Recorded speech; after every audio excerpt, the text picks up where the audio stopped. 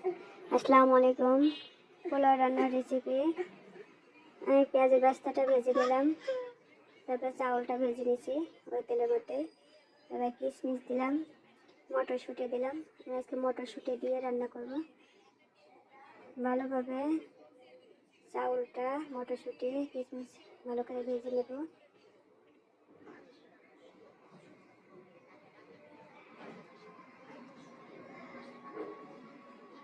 ভালো করে চাউলটা ভেজে নিলাম।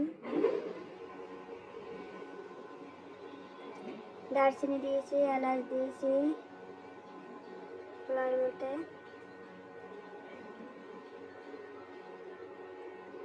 এখন দুধ দিব, মিল্ক, তরল মিল্ক দেব।